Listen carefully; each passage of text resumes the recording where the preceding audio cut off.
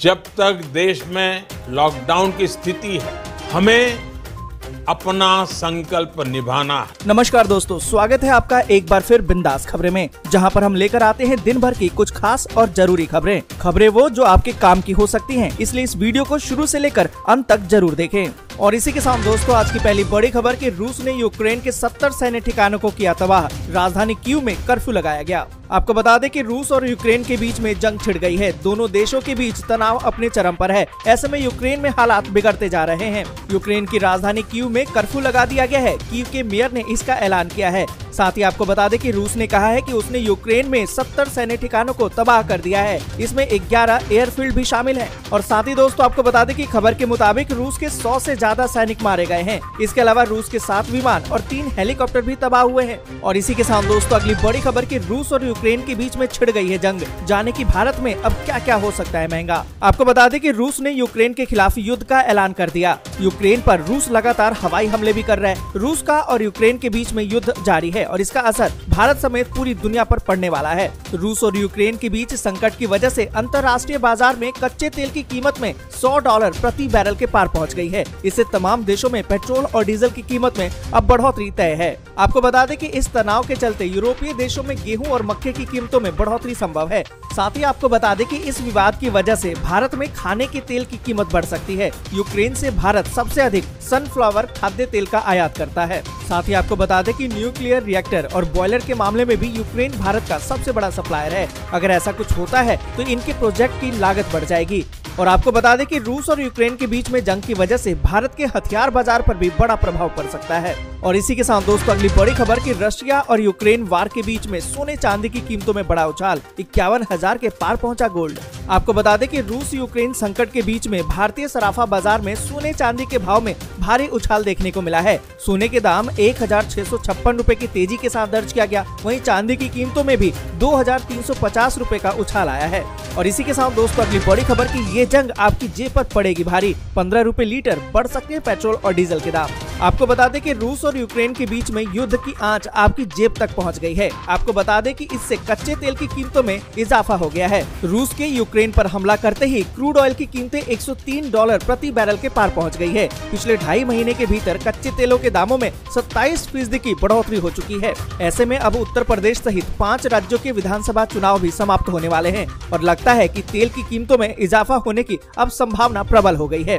दोस्तों, आगे बढ़े उससे पहले वीडियो को लाइक और शेयर जरूर कीजिए। अगर अभी तक आपने चैनल को सब्सक्राइब नहीं किया तो सब्सक्राइब जरूर से कीजिए। और इसी के साथ दोस्तों, अगली बड़ी खबर की सेंसेक्स इतिहास की 5वीं सबसे बड़ी गिरावट। आपको बता दें कि इस हमले से भारतीय शेयर बाजार में कोहराम मच गया है। सेंसेक्स 2702.15 अंक यानी कि 4.72% टूटकर 54,529.91 के स्तर पर बंद हुआ। वहीं निफ्टी 815.30 अंक यानी कि 4.78% गिरकर 16,247.95 के स्तर पर बंद हुआ। आपको बता दें कि इस गिरावट को सेंसेक्स इतिहास की बड़ी गिरावट में दर्ज किया गया है और इसका नंबर 5वां है। और इसी के साथ दोस्तों, अगली बड़ी खबर कि इनके खाते में आएगी ई श्रम कार्ड की अगली किस्त। इस तरह से आप कर सकते हैं चेक। आपको बता दें कि कोरोना काल में आर्थिक मंदी से कई लोग जूझ रहे हैं। इनकी सुध सरकार ने ली है। ऐसे ही श्रमिक वर्ग के नागरिकों के लिए श्रम और रोजगार मंत्रालय की ई श्रम योजना बहुत ही मददगार साबित हुई है। आपको बता दें कि ये योजना केंद्र सरकार द्वारा चलाई जा रही है। इस योजना के तहत असंगठित क्षेत्र के मजदूरों को आर्थिक लाभ के अलावा कई अन्य तरह के लाभ भी दिए जाते हैं। आपको बता दें कि उत्तर प्रदेश की बात करें तो यहाँ की सरकार पहले ही घोषणा कर चुकी है कि ई श्रम कार्ड योजना के अंतर्गत वो श्रमिकों के बैंक खाते में हर महीने 500 रुपए भेजने का काम करेगी। लेकिन योजना के अनुसार इसका लाभ उन्हीं श्रमिकों को दिया जाएगा जिन्होंने अब तक श्रम विभाग की किसी भी योजना का लाभ नहीं उठाया है। आपको बता दें कि अगर आप भी ई श्रम में रजिस्ट्रेशन कराना चाहते हैं तो आपके पास आधार कार्ड, बैंक की पासबुक, बिजली का बिल या फिर राशन कार्ड या फिर एक्टिव मोबाइल नंबर की जरूरत होती है। इसके बाद आधिकारिक वेबसाइट पर आपको जाना होगा। वहाँ पर स्क्रीन पर आपको रजिस्टर या फिर ई श्रम पर क्लिक करना होगा। इसके बाद आपका फोन नंबर डालना होगा, उससे जुड़े आपको कैप्चा कोड भी डालना होगा, फिर सेंड OTP OTP पर क्लिक करके इसके बाद ई श्रमिक पोर्टल पर आपका रजिस्ट्रेशन पूरा हो जाएगा। और इसी के साथ दोस्तों अगली बड़ी खबर कि रूस और यूक्रेन की जंग ने बढ़ा दी है चिंता। पीएम नरेंद्र मोदी ने बुलाई उच्च स्तरीय बैठक। आपको बता दें कि रूस और यूक्रेन के बीच में जैसे जैसे जंग अब तेज होती जा रही है, दुनिया भर के देशों को अलग अलग तरह की चिंता सताने लगी है। भारत के सामने सबसे बड़ी चुनौती यूक्रेन में फंसे 18,000 नागरिकों की सुरक्षा है, क्योंकि हवाई हमलों की वजह से यूक्रेन के एयर स्पेस बंद हो गए हैं। ऐसे में भारतीयों को वहां से सुरक्षित निकालना आसान नहीं रहा है। दूसरी तरफ परिजनों और राज्य सरकारों की माने तो उन्हें सुरक्षित निकालने का दबाव बढ़ता जा रहा है। इसके अलावा तेल की कीमतों में आपूर्ति से जुड़ी समस्या भी बढ़ सकती है। ऐसे में प्रधानमंत्री नरेंद्र मोदी ने इन्हीं सब मुद्दों की चर्चा के लिए उच्च स्तरीय बैठक बुलाई है। और इसी के साथ दोस्तों अगली बड़ी खबर कि रूस और यूक्रेन के युद्ध में वर्ल्ड के टॉप 10 अरबपतियों का 2.57 लाख करोड़ का स्वाहा। सबसे ज्यादा नुकसान एलन मस्क को।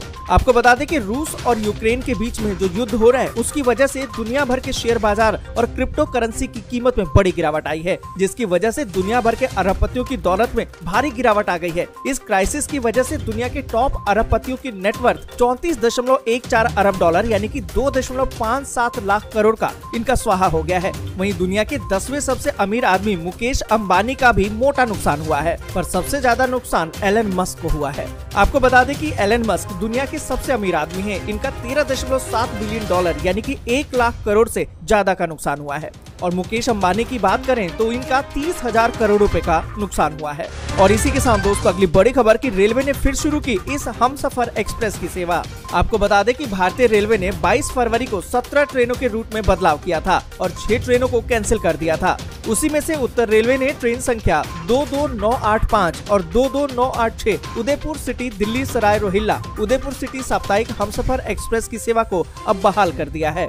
और इसी के साथ दोस्तों अगली बड़ी खबर कि इंडिगो मोबाइल ऐप से टिकट बुक करने पर मिल रहे कैशबैक का ऑफर, मुफ्त भोजन और मनपसंद सीट चुनने का भी विकल्प। आपको बता दें कि इंडिगो एयरलाइंस अपने ग्राहकों को 21 फरवरी से अपने मोबाइल ऐप पर टिकट बुक करने पर मुफ्त में भोजन और सीट चयन का ऑफर दे रही है। ऑफर मार्च तक जारी रहेगा और प्रचार कोड फील्ड में कोड दर्ज करके इसका लाभ उठाया जा सकता है। और साथ ही आपको बता दें कि एयरलाइन मोबीविक वॉलेट का इस्तेमाल करने वाले ग्राहकों को 500 रुपए तक कैशबैक भी दे रही है। ये पहल देश में कोविड टीकाकरण अभियान को बढ़ावा देने और यात्रियों को फिर से यात्रा करने के लिए प्रोत्साहित करने के लिए डिजाइन किया गया है। और इसी के साथ दोस्तों अगली बड़ी खबर कि रूस यूक्रेन संकट के बीच दुनिया भर में गेहूं निर्यात कर सकता है भारत। सबसे बड़ा निर्यातक है रूस। आपको बता दें कि रूस यूक्रेन संकट से भारत को वैश्विक बाजारों में अधिक गेहूं निर्यात करने का मौका मिल सकता है। सूत्रों ने कहा है कि घरेलू निर्यातकों को इस मौके का फायदा उठाना चाहिए। उन्होंने कहा कि भारत का केंद्रीय पूल 24.2 मिलियन टन का है, जो बफर और रणनीतिक जरूरतों से दुगना है। दुनिया के गेहूं के निर्यात का 1/4 से अधिक रूस और यूक्रेन से आता है। रूस गेहूं का विश्व का सबसे बड़ा निर्यातक है, जिसका अंतर्राष्ट्रीय निर्यात में 18% से अधिक का योगदान है। सूत्रों की माने तो मिस्र, तुर्की और बांग्लादेश ने रूस के आधे से ज्यादा गेहूं खरीदा है। ऐसे में सूत्रों का कहना है कि यूक्रेन में संकट भारत को अधिक गेहूं निर्यात करने का अवसर दे सकता है, बशर्ते हम और अधिक निर्यात करें। और इसी के साथ दोस्तों अगली बड़ी खबर कि एक दिन बाद फिर से घटे हैं कोरोना के मामले। 24 घंटे में 14,148 नए मामले, जबकि 302 लोगों की मौत। आपको बता दें कि देश में एक दिन के बाद कोरोना के नए मामलों में फिर से गिरावट देखने को मिली है। बीते 24 घंटे में देश भर में कोरोना के 14,148 नए मामले सामने आए। इसके पहले बुधवार को कोरोना के 15,102 नए मामले मिले थे। और इसी के साथ दोस्तों अगली बड़ी खबर कि यूक्रेन में करनाल के करीबन 700 छात्र फंसे। हरियाणा सीएम से की गई एयरलिफ्ट की मांग। आपको बता दें कि यूक्रेन संकट का सीधा असर अब तमाम भारतीय शहरों में नजर आ रहा है। करनाल के भी करीबन 700 विद्यार्थी अन्य लोग यूक्रेन में फंसे हुए हैं, जिनमें कुछ लौट आए हैं और काफी अभी भी फंसे हुए हैं। फंसे हुए लोगों को एयरलिफ्ट कराने के लिए सीएम से गुहार लगाई गई है।